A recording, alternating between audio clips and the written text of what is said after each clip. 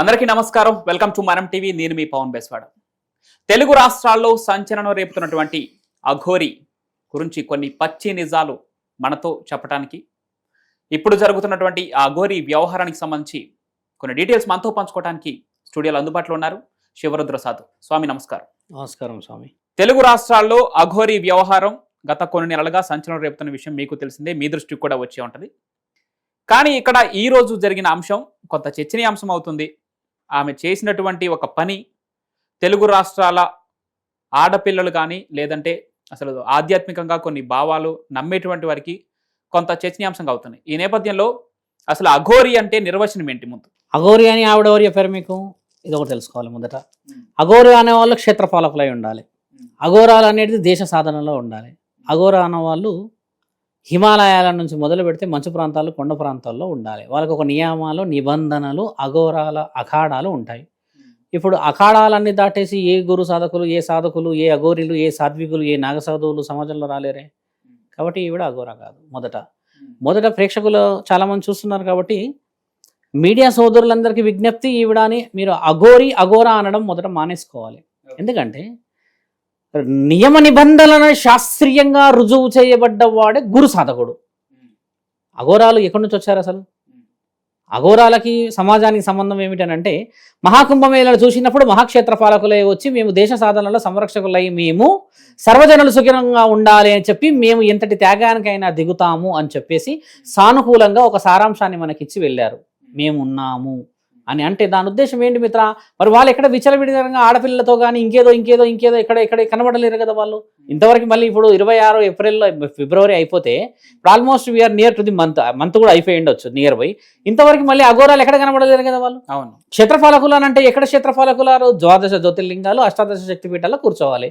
అంటే క్షేత్రపాలకులు ఎందుకు కూర్చోవాలి? అఘోరాలు అంటే జగద్గురు ఆదిశంకరాచార్యుల నియమ నిబంధనల ప్రకారం వాళ్ళు సమాజంలోకి ఆయుధాలు పట్టుకొని రాకూడదు. ఒక హోమాలు, ఒక యాగాలు, ఒక నియమ నిబంధనలను పూజాతోని మాత్రమే శాంతియుతంగా సమాజాన్ని కాపాడాలి. తలలు తీసుకుంటూ పోతే రక్తపాతమే ఉంటుంది సమాజంలో, కానీ శాంతి భద్రతలో దైవాజ్ఞలు రావు అని చెప్పేసి 800 సంవత్సరాల క్రితము జగద్గురు ఆదిశంకరాచార్యులు నియమం ఇచ్చేళ్ళిన తర్వాత దాన్నే పాటిస్తున్నారు వాళ్ళు. ఇంతవరకు అఘోరాలు ఎక్కడ వచ్చేసి ఎవరిని కొట్టినట్టు, లేకపోతే ఎవరిని ఏదో చేసినట్టు, అమ్మాయిలతో కార్యకలాపాలు, లేకపోతే ఇంకేదో విషయాలలో దోచుకున్నట్టు రాలేదే.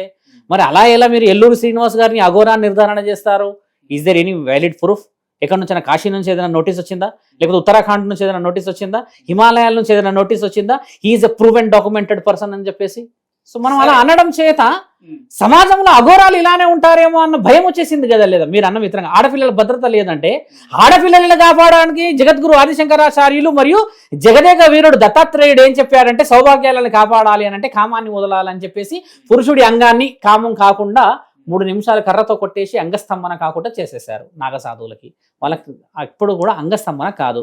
అఘోరీలకు కూడా అంగస్తంభనం అనేది జరగకుండా ఉండడానికని కొన్ని నియమ నిబంధనలు 12 సంవత్సరాల శిక్షలు ఇచ్చేసి వాళ్ళకి క్షేత్రంలోనే ఉండాలి, బయటికి ఎప్పటికీ వెళ్ళకూడదు అని చెప్పేసి ఒక నియమం ఇచ్చారు. ఆడవాళ్లలో అఘోరీనిలు ఉన్నారు. 8 ముడుల చీర కట్టుకొని ముక్కు పుడక ఇలా పెద్దగా పెట్టుకుంటారు. అంటే వాళ్ళకి కామం లేదు అని అర్థం. మరి నీ దగ్గర ఏమి నియమాలు ఉన్నాయి? పురుషుడు కాదని నీ పురుషంగాన్ని ఇచ్చేసావుగా. పురుషంగాన్ని ఇచ్చేసిన నీకు ఈ వృక్షస్థలంతో ఏం పని? అంటే కావాల్సుకొని నువ్వు సమాజాన్ని భ్రష్టు పట్టిస్తున్నావా, లేకపోతే నీ తెలివితేటలు నీకున్నట్టుగా ఎవరికి లేవరు అనుకుంటున్నారా? దేవుడికి ఇచ్చావు పురుషాంగం అని అంటే దేవుడు అడిగాడా పురుషాంగం? ఎవరన్నా అడుగుతాడా పురుషాంగం? అయితే ఇక్కడ మీరు చెప్పినట్లు తను 7 ఏళ్ల సంవత్సరంలోనే 14 సంవత్సరాల శిక్షణ తీసుకొని ఎలా తీసుకోగలుగుతారు? 12 సంవత్సరాలే లోక కళ్యాణం అనే శిక్ష ఉంది అఘోరా సాధకులలో. డిక్షనరీయే ఉంది అఘోరా పురాణం అని. 12 సంవత్సరాలు భిక్షాటన చేస్తూ నీవు ఊరూరా తిరగాలి, ఎలాంటి అలంకరణ ఉండకూడదు, ఎలాంటి. ఇప్పుడు అఘోరా చెప్పుకున్నటువంటి ఇందాక శ్రీనివాస్ ఎవరైతే అన్నారు, తను 7 సంవత్సరాలప్పుడే ఇంటి నుంచి వదిలి వెళ్ళిపోయి 14 సంవత్సరాల పాటు అక్కడ తీసుకొని, అంటే మధ్యలో 14 సంవత్సరాల్లో కూడా 2-3 సార్లు తన ఇంటికి వచ్చి మళ్ళీ రిటర్న్ వెళ్ళిపోయి అక్కడ దీక్ష చేసి అఘోరాగా మారని చెప్పి, అఘోరిగా మారి తిరిగి వచ్చానని చెప్పి చెబుతున్నారు.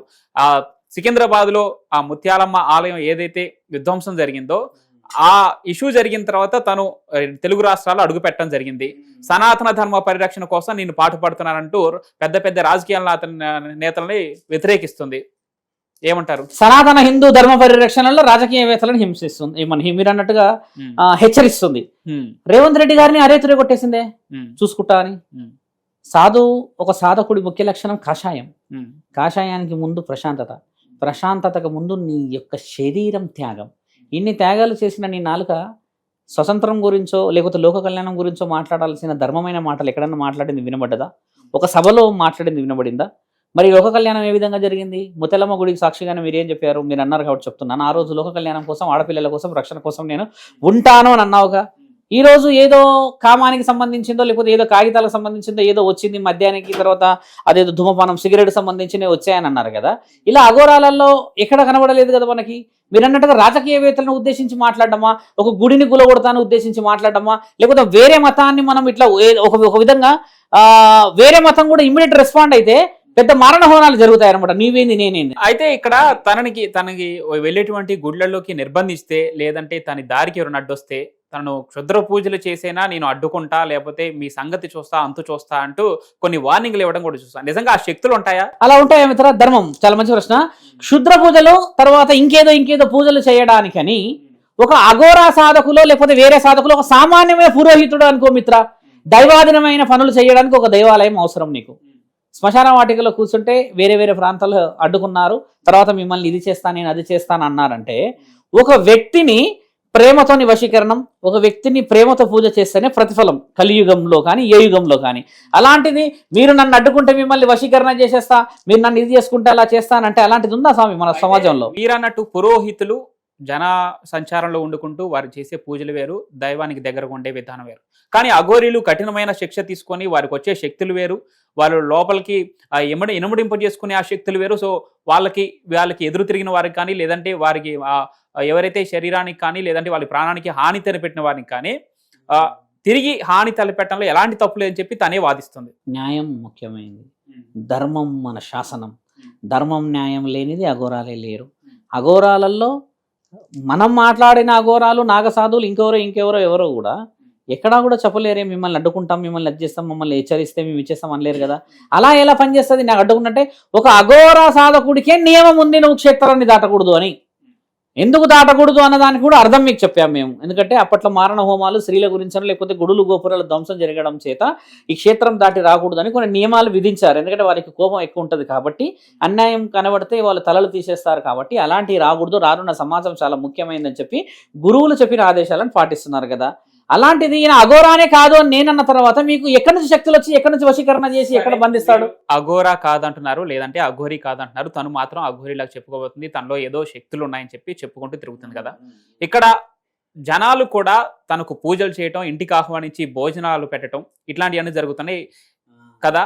ఇప్పుడు మంగళగిరిలో కూడా అలా ఆహ్వానించిన తర్వాతే ఇంట్లోకి వెళ్ళి ఒక 6 రోజుల పాటు వాళ్ళ ఇంట్లో నివాసం ఉన్న తర్వాత ఆ ఇంటికి సంబంధించిన ఆడపిల్లని వశీకరణ చేసుకుందని చెప్పేసి ఇప్పుడు తెలుగు రాష్ట్రాలలో మారుమోగుతుంది. మరి ఈ విషయాన్ని ఎలా చూడాలి? అసలు అఘోరాలు వేరే వాళ్ళని అంటే శిక్షణ లేకుండా అలా అఘోరీల్లోకి అనుమతిస్తారా? అసలు దీని వెనక ఏముంటుంది? అఘోరాలని నాగసాధువులని సాధ్వికులని అనుమతించరు మిత్రమా.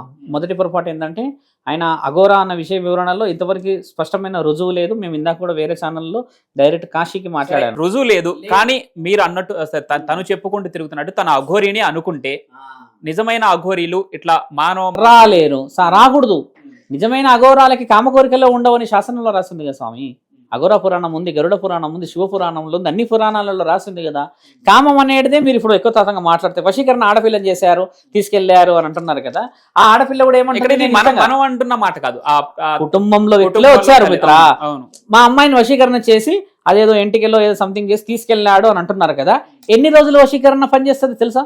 అసలు వశీకరణ ఎక్కడ పనిచేస్తుంది తెలుసా? శాసనంలో. అంటే మీరు ఒక యాంకర్ పొజిషన్లో ఉన్నారు కాబట్టి నేను ఒక సాధువుని కాబట్టి ఏం చెప్తున్నా అంటే, వశీకరణ అనేది చెడు ప్రయోగం మీద పని చెయ్యదు, అది శాసనంలో ఉంది. ప్రేమ మీదనే పనిచేస్తుంది వశీకరణము.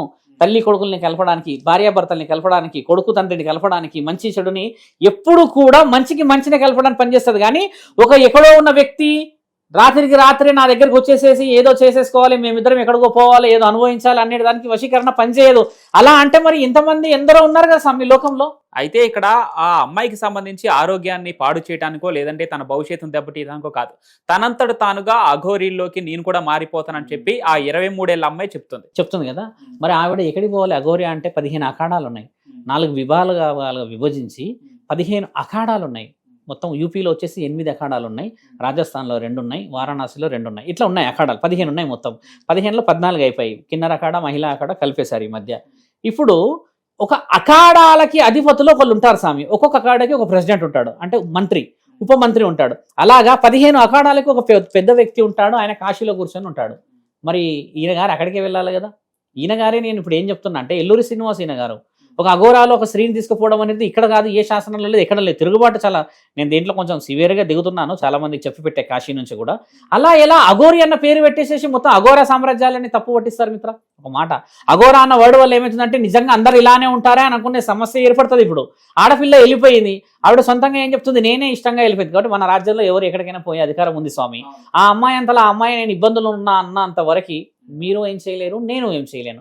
ఇప్పుడు అమ్మాయి ఎక్కడ అన్నంత వరకు ఎల్లూరి శ్రీనివాసు తీసుకెళ్తాడు, సాధన ఇస్తాడో ఏం చేస్తాడో వాళ్ళిద్దరు ఇష్టం అది. ఇప్పుడు నేను అనేది ఏంటంటే ఆయన అఘోరా కాదు అని చెప్పేసి రుజువు నేనే కాదు, చాలా మంది సాధువులు చెప్పారు, గురువులు చెప్పారు, ఇంత ముందుకు చాలా చాలా చాలా చాలా చాలా గట్టిగా మాట్లాడారు. ఇప్పుడు స్పందించడానికి గల ముఖ్యమైన కారణం ఏంటంటే, ఒక స్త్రీని తీసుకెళ్ళాడు అనడానికంటే ముందు ఈయన గారు ఒక వ్యక్తి మీద కింద మీద దొర్లుతూ ఒక వీడియో రిలీజ్ చేశారు. అంటే దాని అర్థం ఏమిటి? ఆ పాయింట్ దగ్గరికి వస్తున్నాను.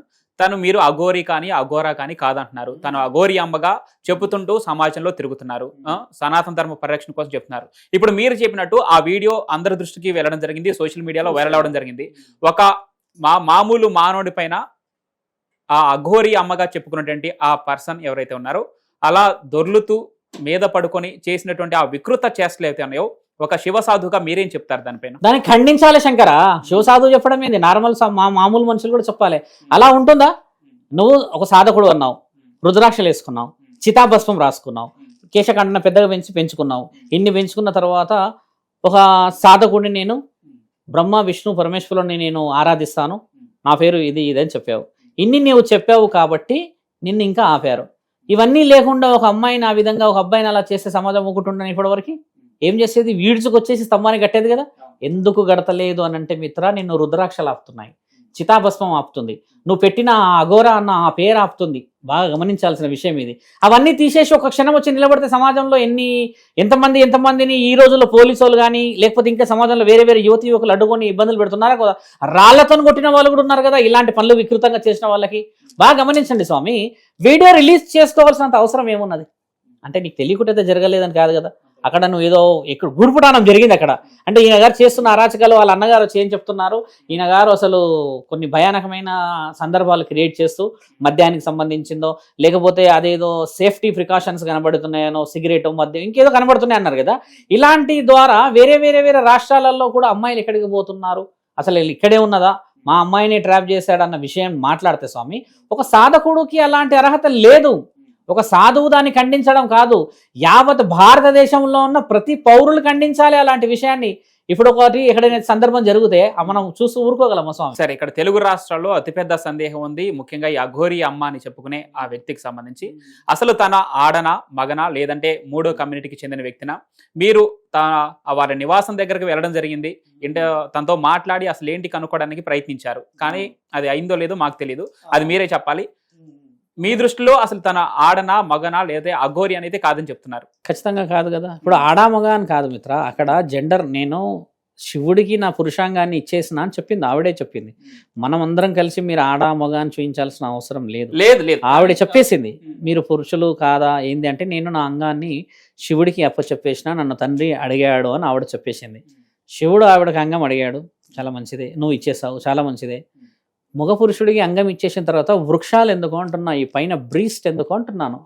తర్వాత ఆపరేషన్ చేసుకొని బ్రీస్ట్ పెట్టుకున్నాడని వాళ్ళు ఏదో ఛానల్లో కూడా మొత్తం ఎవిడెన్సెస్ ప్రొవైడ్ చేశారు. ఇప్పుడు నీకు ఉద్దేశపూర్వకంగా జరిగినట్టే కదా ఆ పని. మరి ఇప్పుడు ఒక పురుషుడు ఇచ్చేసాడు అని అంటే మరి పైన ఉన్న వృక్షాలతో పని ఏముంది మిత్రమా? ఇప్పుడు అలాంటిది సిచ్యువేషన్ వచ్చిన తర్వాత కొంతమంది పింకీ అని కూడా ఏదో వర్డ్ తీశారు, చాలా మంది వచ్చి మాట్లాడారు, ఈవిడ గారు ఇక్కడ ఉంటారు, అక్కడ తిరుగుతారు, అక్కడ తిరుగుతారు, ఇక్కడ తిరుగుతారు అని చెప్పారు కదా. ఇన్ని వర్డ్స్ అని ఛానల్లోనే కనబడ్డాయి. ఇప్పుడు నేను అక్కడికి వెళ్ళింది ఆత్మాహుతి, నేను చనిపోతాను ఈరోజు, నన్ను ఈ విధంగా మీరు అడ్డుకుంటే అని అన్నందుకు. అలా కాదు, ఇలా ఒక సాధువు అంటే ఇలా ఉండాలి, ఒక లక్షణం అంటే ఇది, ఒక అఘోరా ఉంటే అని చెప్పి మనం అక్కడికి వెళ్తే మనల్ని రానియలేరు, కలవలేరు. ఇంటి దాకా వెళ్ళా, పోలీస్ అధికారులు అన్నారు, ఎస్ఐ గారు, సిఐ గారు అన్నారు, డీజీపీ నుంచి ఆర్డర్స్ ఉన్నాయి స్వామి, మీరు వచ్చారని చెప్పేసి కలవనీయొద్దు అన్నారు. అప్పటికి ఊరోళ్ళందరూ ఎగబడ్డారు. ఎందుకంటే ఊర్లు ఎలా ఉంటాయి స్వామి, ఒక 10 కిలోమీటర్లు 20 కిలోమీటర్ల నుంచి కొత్త వ్యక్తి వచ్చిందంటే మొత్తం తెలిసిపోయే అవకాశాలు ఉంటాయి. హైదరాబాద్ లా కాదు కదా. సరే, మీరు అఘోరి అమ్మ కాదంటున్నారు, తన వ్యక్తిత్వానికి సంబంధించి తన చరిత్రకు సంబంధించి మీ దగ్గర ఉన్న డీటెయిల్స్ ఏంటి? డీటెయిల్స్ ఏం లేవు నా దగ్గర. మీరు వెళ్ళి తెలుసుకున్న విషయాలు ఏంటి ఆ వ్యక్తి గురించి? ఆ ఊరోళ్ళే చెప్పారు కదా శంకర, 7 సంవత్సరాల నుంచి వెళ్ళిపోయింది, మళ్ళీ వచ్చింది, పోయింది అని అన్నారు. అంతవరకు విషయం.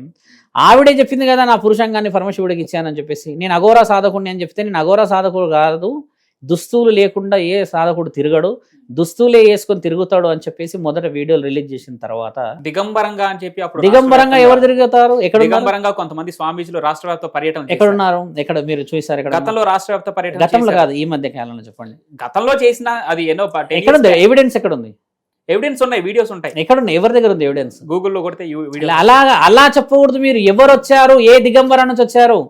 జైనులు వచ్చారు. జైనులు ఎక్కడ వచ్చారు? వాళ్ళు ఉండేది ఒక క్షేత్రంలోనే, అక్కడ వాళ్ళ కొన్ని ప్రాంతాల్లో ఉన్నారు. వస్తాం కదా.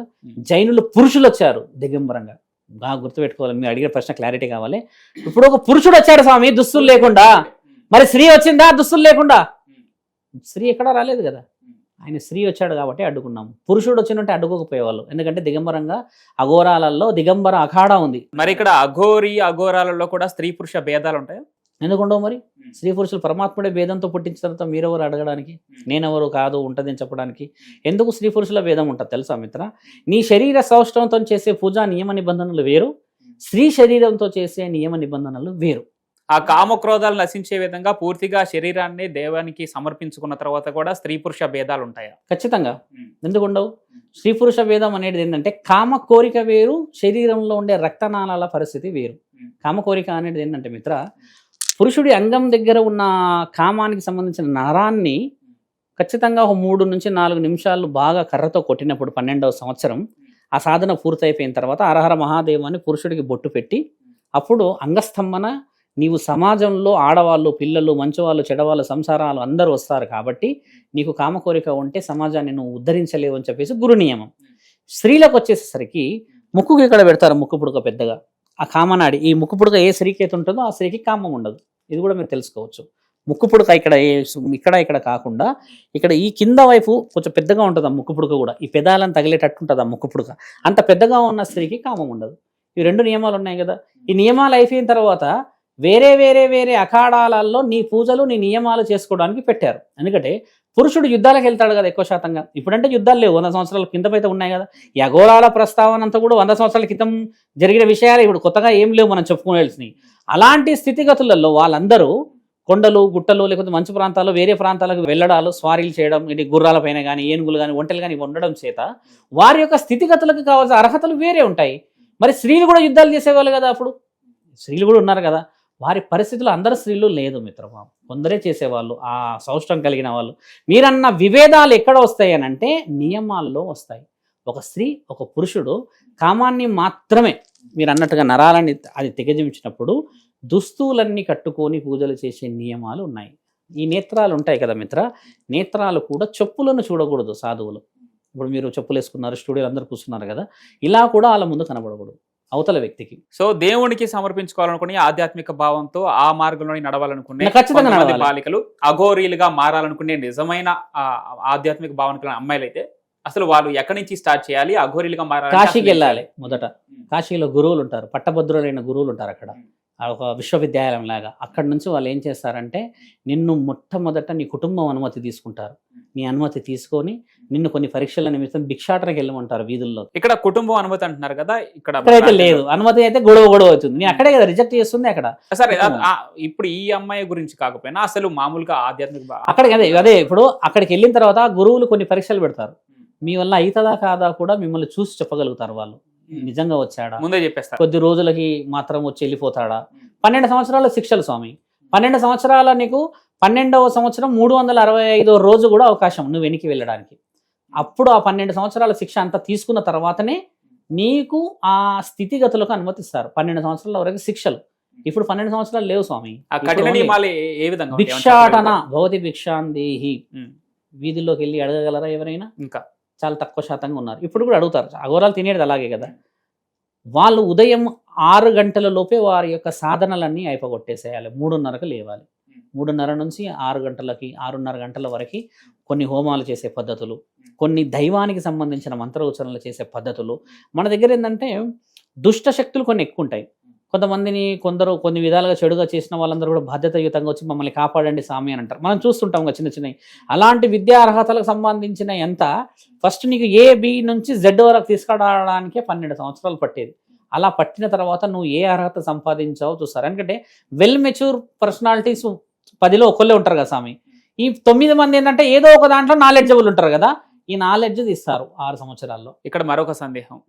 ఇక్కడ ఈ అఘోరి అమ్మగా చెప్పుకునే తన ఆహారాన్ని ఏం సేవిస్తారంటే చితిపై కాలుతున్నటువంటి శవాన్ని తింటా అని చెప్పి కొన్ని వీడియోస్ లో కూడా మీ దృష్టి కూడా వచ్చాయి. నిజంగా ఆ అఘోరి అమ్మలో నిజంగా ఆ నరమాంసాన్ని తింటారా? 100 సంవత్సరాల క్రితం చరిత్ర మాట్లాడితే అఘోరాలు నరమాంసం అనేది తినడం అనేది శాస్త్ర ఇతిహాస పురాణాలలో దిగంబరంగా బతికే వాళ్ళకే. ఎందుకంటే అది ఒక వ్యక్తి పరిపూర్ణమైన సాధన కోసం 24 రోజులకు ఒక్కసారి తింటాడు. 200 గ్రాములు మాంసాహారం ఈ శరీరం స్వీకరిస్తే స్వామి 24 డేస్కే ఆకలి అవుతుంది వాళ్ళకి. ఈ 24 డేస్ తినరు మళ్ళీ వాళ్ళు. ఇప్పుడు మీ దగ్గరకు వస్తాం, మీరు అన్నట్టుగా చితిపై కాలుతుంది అలా తినేసాం ఇలా తినేసాం అంటాం కదా స్వామి. ఈ కడుపు పై భాగమే తినే అర్హత ఉంది, కింది భాగం తినే అర్హత లేదు. ఇప్పుడు మీరు మొన్న అన్న ఆ వీడియో నేను చూసా, ఒక పీస్ ఇలా తీసుకొని తింటాం స్వామి అని అంటున్నది. ఒక పీస్ తినడానికి అది ఎవరిది కాదు మిత్ర, సొమ్ము. అది గురు ఆధీనం, గురు పరంపర.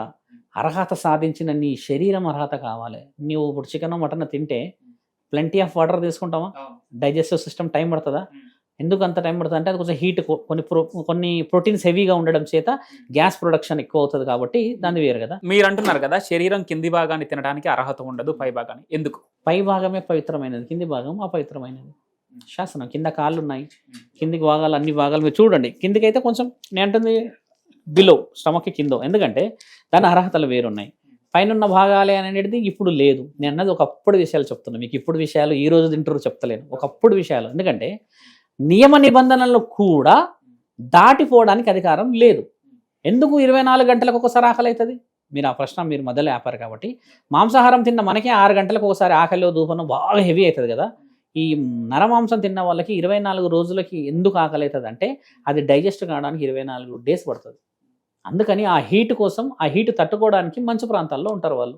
ఇప్పుడు మనం కూడా చల్లటి ప్రాంతాల్లో, ఇప్పుడు నాన్ వెజిటేరియన్ మీరు ఎక్కువ తిన్నప్పుడు చూడండి, కూల్ డ్రింక్స్, ఐస్ క్రీమ్స్ లేకపోతే చల్లని వాటర్ ఎక్కువ తీసుకోవాలని ప్రయత్నిస్తుంటాం మనం. అంటే బాడీ హెవీ అనిపిస్తుంటుంది కదా. అలా ఉండడానికి వాళ్ళ ముఖ్యమైన కారణం ఏంటంటే స్వామి, ఫస్ట్ వర్డ్ వాళ్ళ సమాజంలో లేరు కదా స్వామి. సమాజంకి ఎంతో కొండల పైన ఉన్నారు, 25-30 కిలోమీటర్ల పైన ఉంటారు వాళ్ళు. మరి మనలాగా ప్రతి దానికి కిందికి వచ్చే వస్తువులు తీసుకుపోలేరు కాబట్టి పరిపూర్ణమైన స్థితిగతులకు కావాల్సిన ఆహారం చనిపోయిన వ్యక్తిని ఇచ్చారు. బతుకున్న వ్యక్తిని చంపక తినడం అనేది కాదు. అక్కడ నిర్జీవం అయిపోయి నిరుపయోగకరం ఉన్న దాన్ని తినాలని చెప్పేసి శాసనాల్లో ఉన్నది, ముమ్మాటికి ఉంది. అది మీరు చెప్పినారు కదా లేదు స్వామి అనడానికి లేదు. దాని విద్య అర్హత వేరే ఉంది కదా స్వామి. ఎవరు పడితే వాళ్ళు తినాలని రాసి లేదు. అది నీకు పరిపూర్ణమైన అఘోరావు అని రుజువైన తర్వాతనే నువ్వు అలా తినగలవా? టక్కున ఒక పీస్ తీసి. మామూలుగా మనకి ఇష్టమైన దాన్నే ఒక్క లిమిట్ దాటి ఎక్కువ తింటేనే వామిటింగ్ అనిపిస్తుంది. అలాంటిది నీకు అర్హతనే లేనప్పుడు నువ్వు ఇక్కడ ఉండి అది చేసి ఇలా చేసి అలా సింపుల్గా ఇలా తినానని చూపిస్తావు స్వామి. తినేది ఉండదు స్వామి అలాగా. ఇప్పుడు ఈ అమ్మాయి విషయానికి వస్తే, మీరు మంచి విషయాలపైనే, ప్రేమకు సంబంధించిన విషయాలపైనే ఈ వశీకరణ అనేది సాధ్యపడుతుందని చెప్పి మీరు అంటున్నారు. ముమ్మాటికి. ఇప్పుడు ఈ విషయంలో వాళ్ళ తల్లిదండ్రులు ఆరోపిస్తున్న మాటల్ని ఏ విధంగా చూడాలి? మా పిల్ల పైన ఈ మందు పెట్టి తనని ఇట్లా వశపరుచుకుందని చెప్పేసి వాళ్ళు ఆరోపిస్తున్నారు. అదేవిధంగా దాంతోపాటు వాళ్ళ తల్లిదండ్రులకు ఏం చెప్తారు? ఇక ఇట్లా ఆధ్యాత్మిక భావంలో నడవాలనుకుంటున్నటువంటి తెలుగు రాష్ట్రాల్లో ఉన్నటువంటి అమ్మాయిలు కావచ్చు, అబ్బాయిలు కావచ్చు, ఈ అఘోరాలుగా మారాలంటే వాళ్ళకి ఏం చెప్తారు? అఘోరాలాగా మారాలి అని అంటే కుదరదు. పరమాత్ముడి ఆజ్ఞతోని ఆయన పుట్టించుకుంటాడు. ఒక పాముని, ఒక ఏనుగుని, తర్వాత ఒక కుక్కని ఆయన ఎక్కడికి చేర్చాలో. గుడిలలో ఉన్నాయి కదా ఇవన్నీ, కుక్క ఉంటుంది, పాము ఉంటుంది.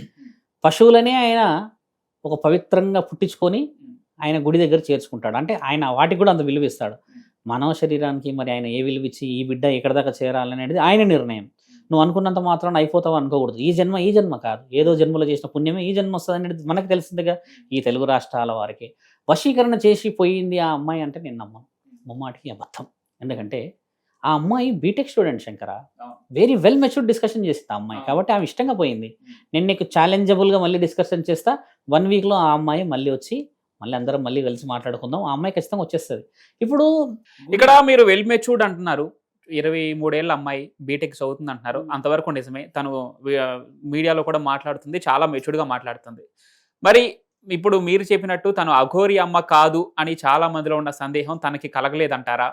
కదా, మరి దాన్ని మనం తెలుసుకోవాల్సిన విషయం ఇదే విషయం. నువ్వు మంచి బెస్ట్ ఫ్రెండ్ నాకు, ఇప్పుడు నువ్వు నాకు బెస్ట్ ఫ్రెండ్ అది, కానీ నేను నీకు బెస్ట్ ఫ్రెండ్లా ఫీల్ అయ్యేటట్టు నేను అనుకోవాలి. అంటే మన ఇద్దరి మధ్యలో ఒక బాండింగ్ ఉంటుంది. నువ్వు నా బెస్ట్ ఫ్రెండ్ అని నేను ఊరంతా చెప్పుకుంటా, కానీ నువ్వు కూడా నేను నీ బెస్ట్ ఫ్రెండ్ అని చెప్పుకోవాలి కదా మిత్ర. ఇప్పుడు మన ఇద్దరి మధ్యలో ఆ అమ్మాయికి ఆయన ఇద్దరి మధ్యలో ఉన్న కమ్యూనికేషన్ ఏందని బయటకు వచ్చేంత వరకు ఏం చెప్పడానికి రాదు. ఎందుకంటే నమ్మకం నడుస్తుంది వాళ్ళ ఇద్దరి మధ్యలో. ఇప్పుడు ప్రస్తుతానికి ఒక సైలెంట్గా ఒక డిస్కషన్ పోతుంది, అది సాధన కానీ లేకపోతే ఇంకేదో అని ఇదేనో త్వరలో బయటకు వచ్చేస్తుంది. ఆ అమ్మాయి కూడా ఎన్ని రోజులు భరిస్తుందో అది చూద్దాం మనం. ఎందుకంటే మీరు అన్నట్టుగానే వెల్ మెచ్యూర్డ్ పర్సన్ అని కానీ ఆవిడని ఎలా కనుకోవచ్చు ఎలా పోవచ్చు అని అంటే వారం రోజులు 10 రోజుల కంటే ఎక్కువ లేదు ఈ వ్యవహారం. కుటుంబం ఎన్నో కేసులు పెడుతుంది కదా, ఏదో చెప్తుంది కదా ఇప్పుడు. కాబట్టి ఆ అమ్మాయి వచ్చిన తర్వాత సాధన ఎలా ఇస్తారు స్వామి? ఒక మామూలు నువ్వు గుడికి వెళ్ళావనుకో, చెప్పులో లేకపోతే నీ యొక్క డ్రెస్సులో ఇవి చూసి మార్పులు చెరుపులు చూసే పురోహితుడు మిమ్మల్ని కింది మీద చూస్తాడు. అంటే నువ్వు మామూలుగా దేవుడిని చూడడానికి పోనీకనే నీకు ఇన్ని అర్హతలు అవసరమైతే దేవుడి ఆరాధన చేయడానికి మరి ఎన్ని అర్హతలతో ఆ శరీరాన్ని పిలుచుకోవాలి పరమాత్ముడు? గుడి ఉందా, గోపురం ఉందా, ఎక్కడ ఇస్తావు, ఏ సాధన ఇస్తావు? మళ్ళీ అఘోరా సాధన అంట. అఘోరా సాధన అక్కడ కొండల మీద గుట్టల మీద చేసుకున్న వాళ్ళకి దిక్కు లేకుండా మహాకుంభమేళకు 12 సంవత్సరాల కోసం వచ్చిపోతున్నారు వాళ్ళు. అలాంటిది అంత అవలీలంగా నువ్వు కారులో పోతుంటే నువ్వు ట్రైనింగ్ ఇచ్చేయగలవా? సాధన అంత సులభంగా వచ్చేస్తుందా శంకర? మరి ఎందుకు తిప్పుకుంటుంది తనతో పాటు? అదే అంటున్నా, క్వశ్చన్ చేయాల్సింది సమాజం. అలా తిప్పుతున్నది ఈవిడ తిరుగుతున్నది, ఓకే, మీ వ్యక్తిగత అభిప్రాయం ఏంటి? అలా తిరగడం అది అనర్హత. అఘోరా అన్న పేరు పెట్టేసి అలా పోవడం ఏ ఉద్దేశంతో తన వెంట తిప్పుకుంటుంది? లేదు అక్కడ ఉద్దేశం ఏం లేదు. సడన్ గా ఈ అమ్మాయి ఉద్దేశం ఎలా వచ్చింది బాగా గమనించాలి. అదేదో ఆడియో కాల్ రికార్డింగ్ లో నువ్వు రావాలి, చెయ్యాలి, మాట్లాడాలి అని కూడా ఒక వీడియో వచ్చి అదేదో వచ్చింది ఆడియో కాల్. అంటే నువ్వు ఖచ్చితంగా రావాలి అని వచ్చిన వీడియో కూడా ఒకటి రిలీజ్ అయింది. ఇలా ఇవన్నీ ఉన్నాయంటే they are well matured discussion లో ఉన్నారు స్వామి. ఈ డిస్కషన్ ఎలా ఉంటుందంటే మీకు ఎలా చెప్పొచ్చును, వెరీ సింపుల్గా చెప్పాలంటే ఇప్పుడు కొన్ని సందర్భాల్లో ఎక్కువ శాతంగా పోలీస్ స్టేషన్లలో చూస్తాం స్వామి. ప్రేమించి పెళ్లి చేసుకున్న వాళ్ళు ఎన్ని కౌన్సిలింగ్లు ఇచ్చినా డివైడ్ కారు. 90 days తర్వాత చూసారా ఒకళ్ళు ఇట్లా చూసుకోవడానికి కూడా అసలు డేర్ చేయరు. కొంచెం పండాలి. తర్వాత బయటకు వచ్చినప్పుడు ఏమవుతుంది, అసహించుకునేదాకా డివోర్స్ వెళ్ళిపోతాయి. అన్ని పోవు మళ్ళీ కొన్ని ఉంటాయి. ఆ రోజు ఫస్ట్ డే ఎలా ఉంటుంది, నువ్వు ఎంత కౌన్సిలింగ్ ఇవ్వు, నువ్వు ఎంత ఏం చెప్పు, వాళ్ళు అందులో నుంచి బయటికి రారు. కొంతమంది తర్వాత తెలుసుకుంటారు ఈయన ఫైనాన్స్ సరిగా లేదని, లేకపోతే ఈయన అంత అందగాడు ఏం కాదని, ఈయన చెప్పుకున్నట్టుగా లేడని, ఇవన్నీ తెలుసుకొని నిజాలు నిర్ధారణ అయిపోయినాక ఇక ఏకంగా డివోర్సే వచ్చేస్తుంది కోర్టుకి. మీ దృష్టిలో ఇప్పుడు ఈ అఘోరి అమ్మ దొంగ సాధువా, ఏం చెప్తారు? దొంగ సాధువు అనకూడదు, అఘోరి అమ్మ అని కూడా మీరు అని కొంచెం అఘోరాలను. అంటే తను అఘోరి అమ్మగా చెప్పుకుంటుంది, ఆవిడ చెప్పుకుంటూ అయిపోయిందా శంకర?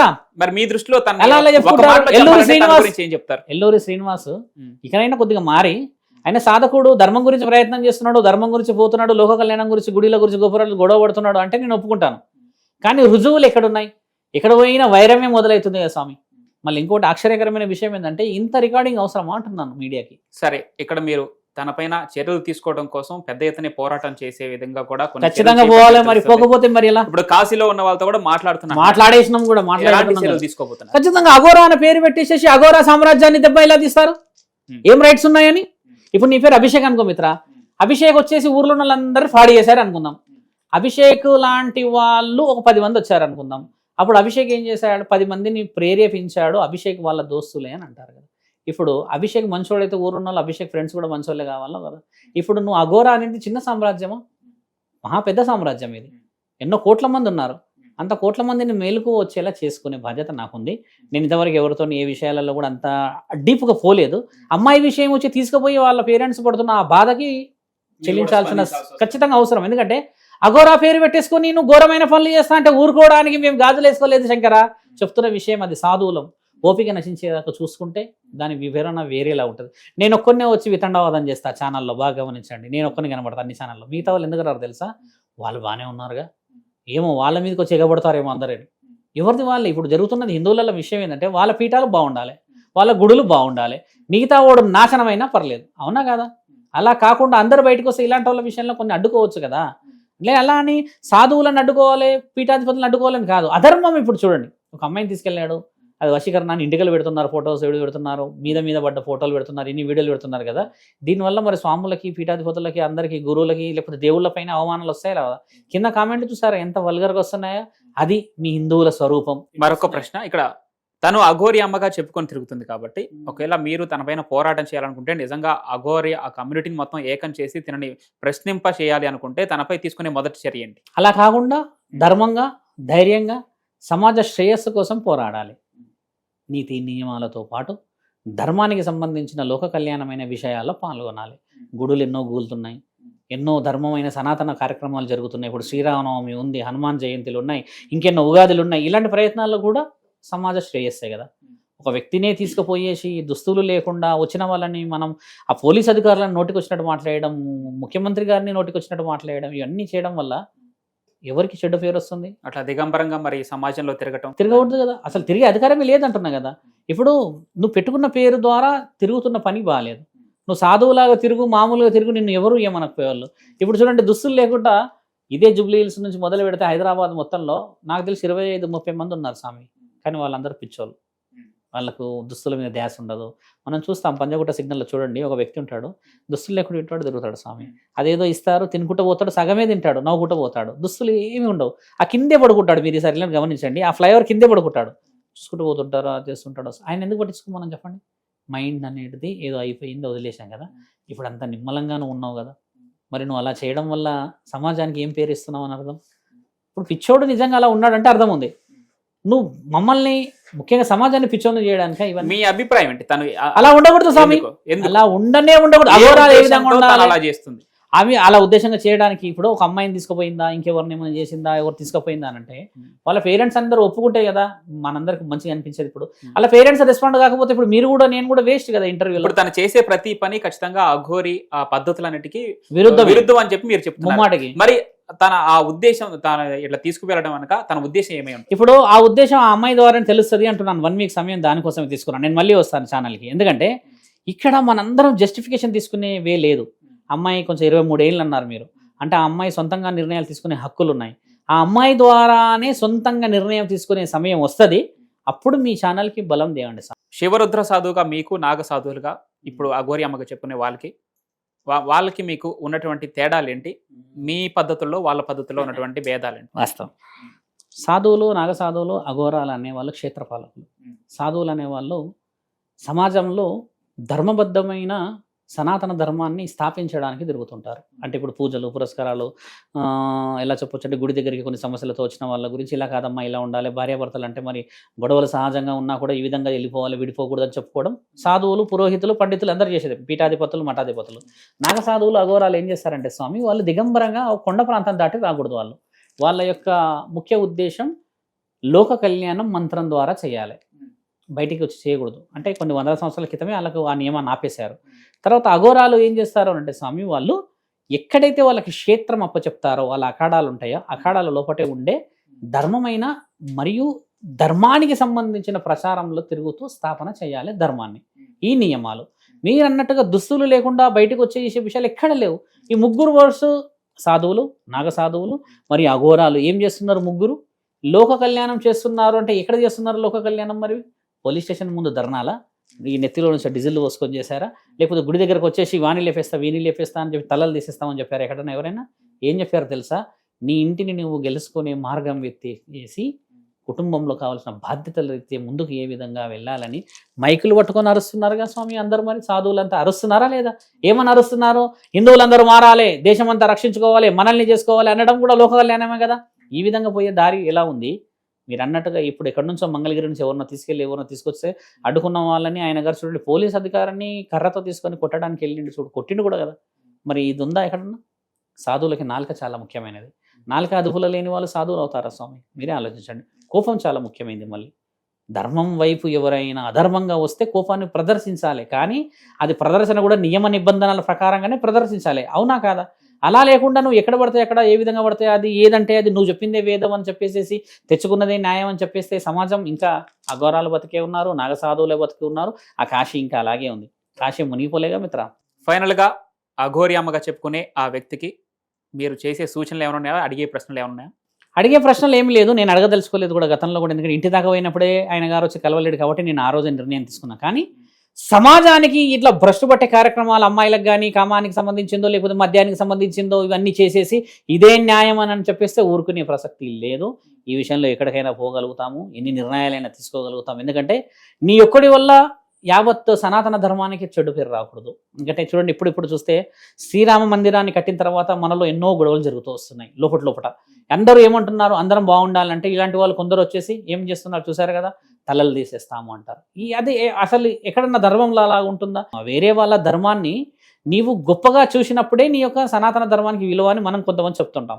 ఇక్కడ ఈయన మతాల మధ్యలో చుచ్చులు పెట్టే మాటలు కూడా వదిలేడు వీడియోస్ కదా. ఇలాన్ని వీడియోస్ వదిలినప్పుడు ఆయనకి రక్షణ చాలా అవసరం. ఎందుకంటే ఎవరన్నా ఏదైనా కొట్టిర్రు అంటున్నారు మిత్ర, ఎంతమంది కొట్టారంట, ఇప్పటికి ఎన్ని వీడియోలు వచ్చేసామి, ఎందుకు ఈ ప్రయాణం అవసరమా? ఒక దగ్గర ఆగు అంటున్నాను నేను కూడా. ఆగి కొన్ని నియమాలు పాటిస్తే మన దగ్గర చూడండి ఎవరికైనా కూడా క్షమించే గుణం ఉంది మన దగ్గర. అలా ఉండు, నువ్వు అక్కడ ఉండి ఏమైనా పూజలు పురస్కారాలు చేసుకో. అంత తిరిగి అలసిపోయేదాకా తెచ్చుకోవడం ఎందుకు? నవ్వుల పాలు అవుతున్నావు కదా, అనిపించదా నేను నవ్వుల పాలు అవుతున్నాను అని చెప్పేసి టీవీలో కనపడితే అయిపోతుందా మిత్ర? అలా కానియకూడదు. నీకు విషయం చెప్పాలి అంటే, సిల్క్ సుమిత ఎలా చనిపోయారు మీకు తెలుసా శంకర? మీకు తెలుసు కదా, సూసైడే కదా. సిల్క్ సుమిత ఏ విషయం తెలుసుకున్న తర్వాత సూసైడ్ చేసుకుందో తెలుసా మీకు? చాలా మందికి తెలియదు. సిల్క్ సుమితకి చదువు రాదు. ఆవిడకి ఏమొస్తుందంటే చిత్రపటం కేవలం అట్లా పేపర్లో వస్తే చూసుకోవడం వచ్చి ఆనందంగా, నా ఫోటో వచ్చింది. ఒకరోజు వాళ్ళ అసిస్టెంట్ని అడిగిందంట, కొంచెం డబ్బు వచ్చింది కదా, పలుకుబడి వచ్చిన తర్వాత, అరే నా గురించి ఏమి రాస్తున్నారు ఇవన్నీ చూడండి అని అంటే, ఆవిడ గురించి కొంచెం దిగజారిన వదిలేరంట. శరీరాన్ని ఇలా చేసుకుంటుంది, మద్యం ఎవరికైనా ఇచ్చేస్తుంది, ఆమె బ్రతుకిది ఈమె బతుకది అని ఇట్లా రాస్తే ఆ వర్డ్స్ విని జీర్ణించుకోలేక ఆత్మహత్య చేసుకున్నదని తమిళనాడు టెలికాస్ట్ చేసింది. అది ఒక న్యూస్ కూడా ఉంది. ఫోటో చూడగానే జరిపోదు మిత్ర, అందులో విషయం కూడా చదవాలి. అది జ్ఞానం ఉన్న ఇప్పుడు తన వెనక జరుగుతున్నటువంటి ఈ విషయాలన్నింటినీ తన దృష్టికి వెళ్ళలేదంటారా? వెళ్తున్నాయి కానీ చలనం లేదు కదా. చలనం లేని వ్యక్తిని ఏమంటారు మరి సమాజంలో? మీరు ఆలోచించాలి. అది రాకపోతే ఎందుకు సాధువులు అవుతారా? అలా భ్రమ కలిగించాలంటే ఎలాంటి మార్పు రావాలి? నిర్ణయం తీసుకోబోతున్నాం అని చెప్పాము కదా, చాలా మందికి చెప్పి పెట్టాము, చాలా మంది ప్రేక్షకులు వస్తున్నారు. ఎందుకంటే మనం కాదు ఇక్కడ కాపాడుకోవాల్సింది, మనల్ని మనం, మనతో పాటు సమాజం. ఎన్ని రోజుల్లో ఉండబోతున్నాయి చర్యలు? 6 నుంచి 7 రోజుల్లోపే ఉండిపోవాలి. ఎందుకంటే అమ్మాయి కూడా సేఫ్ అయిపోవాలి కదా. పోతూ ఏమైనా అయిపోతే అమ్మాయికి ఒక మాట, ఈయన గారికి 2-3 సార్లు యాక్సిడెంట్ అయింది ఆ కారు. ఆ అమ్మాయి కూడా ఏమైనా అయిపోయింది అనుకోండి, తల్లిదండ్రుల రోదన బాగలేదు శంకర. ఈయననే ఇల్లు వదిలిపెట్టి వచ్చాడు, ఈ అమ్మాయిని ఇల్లు వదిలిపెట్టి తీసుకుపోతున్నాడు. పరమాత్ముడికి తెలియదా నేను ఎక్కడికి చేర్చాలో? నువ్వు ఎవరు మధ్యలో? కాబట్టి 6 నుంచి 7 రోజుల్లో తనపై చర్యలు ఖచ్చితంగా చర్యలు తీసుకోవాలి సమాజం. ఇప్పుడు పోలీస్ అధికారులకు మేము హెచ్చరించుకున్నాం, ముఖ్య వ్యక్తులకు హెచ్చరించుకున్నాం. ఎందుకంటే అమ్మాయి వాళ్ళ తల్లిదండ్రుల ఆవేదన బలంగా ఉంది కదా స్వామి. వాళ్ళ బాధ అనిపించట్లేదా మనకి? ఇప్పుడు చూడండి, ఏదైనా క్షణిక నిర్ణయాలలో ఎన్నో ఆత్మహత్యలు జరిగిపోయిన తర్వాత ఆ పేరెంట్స్ వచ్చి మొత్తుకుంటారు రోజుల పడి. ఆ బిడ్డ తిరిగి వస్తుందా స్వామి? వస్తుందా? జ్ఞాపకం కూడా తిరిగి రాదు కొన్ని సందర్భాల్లో, అంత బలం. అలాంటప్పుడు మనం ఇప్పుడు మీ ఛానల్ వాళ్ళు కూడా తీసుకోబోతున్నారా చర్యలు? కాదు, తీసుకుందాం చర్యలు స్వామి అని అనాలి. మీరు ఛానల్ వాళ్ళ ద్వారా కదా ఈ విషయం తెలుస్తుంది. కానీ మీరందరూ కూడా ముందుకు రాకపోతే ఏమవుతుందంటే విషయము ఇంకా ఒకరికొకరు వాళ్ళ సెల్ఫ్ సాటిస్ఫాక్షన్ కోసమే వీడియోస్ అవుతాయి. కాబట్టి ఛానల్ వాళ్ళకి కూడా విజ్ఞప్తి ఏంటంటే, కొంచెం నీతి నియమాల గురించి అని చెప్పేసి గుడులు గోపురాలపైన మన మీద జరుగుతున్నదో, లేకపోతే మనలో పెరగాలి, మనలో ఐక్యత రావాలన్న వీడియోస్ మీద కాన్సన్ట్రేషన్ చేయడం మంచిది. Instead of taking this type of ఏమంటారు ఇష్యూస్ కోసం కొంచెం ధర్మమైన ప్రయత్నాల్లో పోవడం చాలా మంచిదని నా ఆలోచన స్వామి. ధన్యవాదాలు స్వామి. నమస్కారం.